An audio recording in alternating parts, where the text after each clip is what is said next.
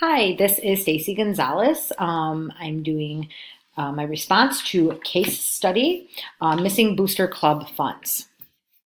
So, what is the problem and what do I know? So, I know that George Washington Middle School is a small school comprised of about 450 students.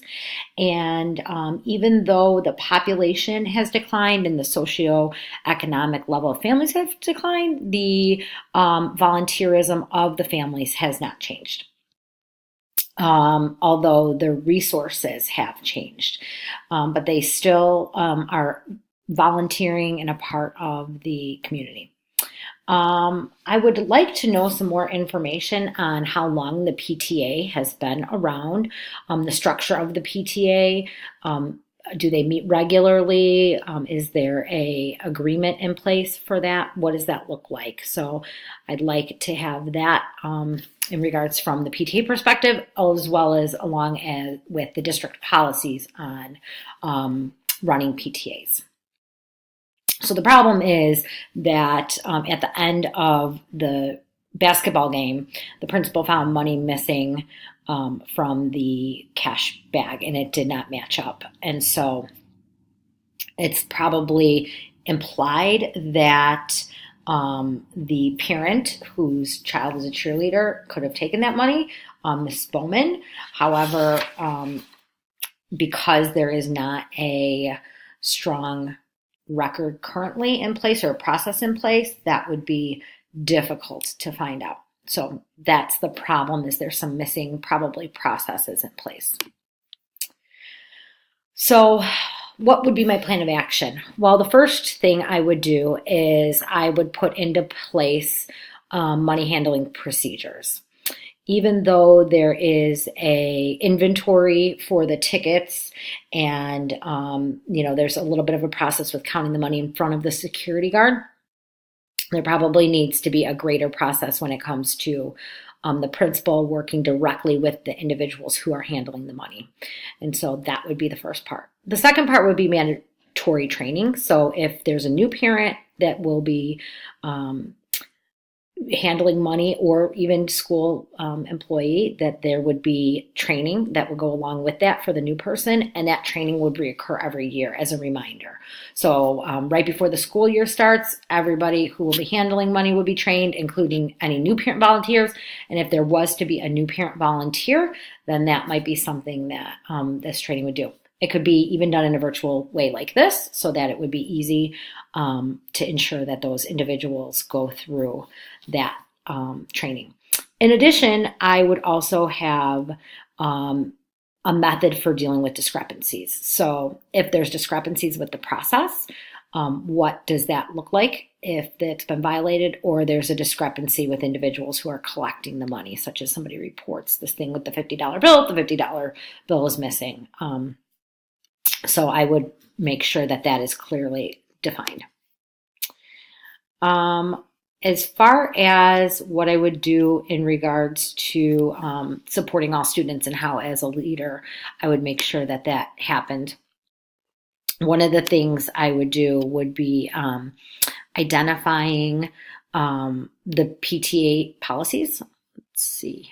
And so again, in order to make sure I'm supporting all students, the first thing I would want to do is identify the PTA policies. So I would want to sit down and read through their handbook. If they don't have one, that would be my first charge to the PTA, is to design their handbook, along with how they are working with volunteers, where they're getting their volunteers, including background checks, all of those things that I would say need to be in the PTA handbook. And if there wasn't one, then I would work with the PTA president to ensure that one was created and followed. I'd also ensure that spending limitations are clear. So for example, I thought that there needs to be some, here's what we spend on academics, here's what we spend on extracurriculars. The spending must encompass a certain amount of students. I would clearly kind of define what that looks like to ensure that I am supporting all students when it comes to this funding and this issue. And then again, making sure that those procedures go through the PTA process.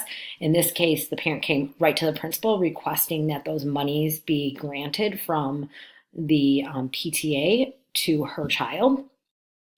That is something that should be put up to the PTA, and the PTA should be voting on that, because other parents probably also would say, no, we don't want to spend that on just this one child. Or if there were some spending limits or policies in place, that would make it clear as well. So as far as my perspective, I think in this case, the principal, kind of blew it off, saying, there was a quote in here that said he was fully occupied with supervisory duties and unable to oversee money collection and accounting. Well, he might not have been able to oversee it, but he certainly could have spent time checking in with them and popping in over there, even if he was supervising, and saying, how's it going? Make sure you're counting your tickets here. Are you tallying it here? So I think that's just kind of a bad excuse.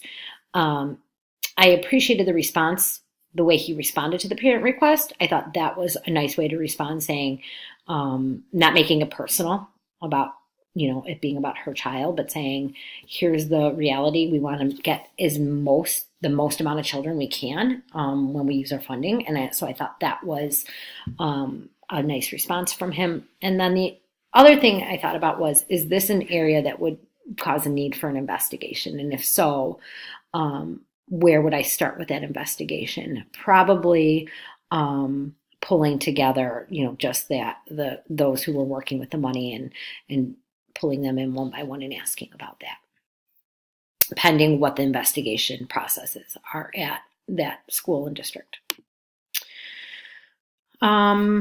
So as far as effective and efficient management, one of the things that I would say, if I were superintendent, this were one of my principles, is that you should discuss this situation immediately with the supervisor, whether that's an assistant superintendent.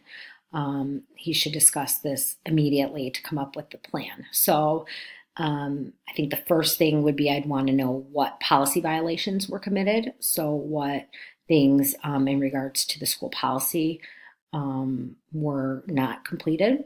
And then I would discuss those next steps based on the conversation with my supervisor. So potentially, should we investigate, pull in parents, pull in the workers for that?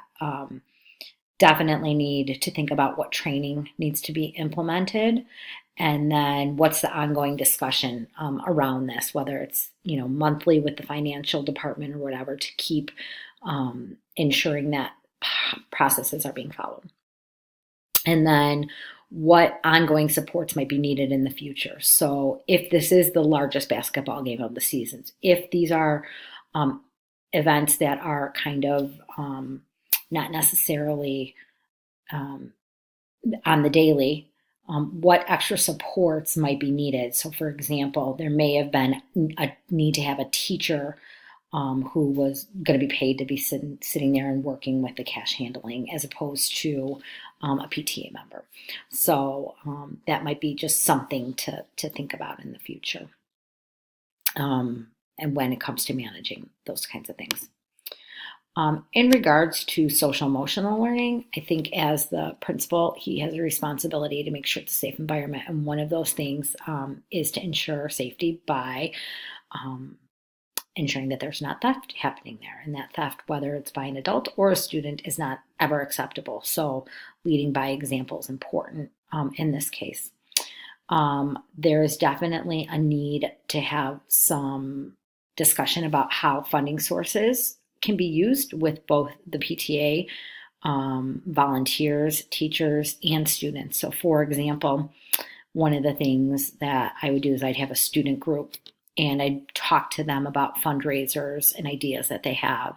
And then I'd also talk with them about the financial responsibilities that come along with that. And have students be a part of understanding that, and their charge being to ensure that other students understand that as well. And finally, how would I promote student academic learning? I think these extra funds support both academic and extracurricular programs. And so I think that is important to keep in mind. And something in that PTA manual processes kind of their philosophy is that it has to be around supporting these programs within our school. It's not supporting students, it's supporting programs. I think helping the PTA find creative ways to use their finances and save money would also be helpful. Anytime you can get money into the hands of teachers for their classrooms, alleviate some of that one-on-one, this parent wants the money for this. And then finally, I think it's important that academic achievements are supported. So anytime that those monies can be used to support student academic achievements, that should be written in there as well. So all in all, I think in summary, the case of the missing Booster Club funds is an important one that really gets into the daily of what a principal will have to think about in regards to how to deal with some of the things that come up and be prepared for those. Thanks.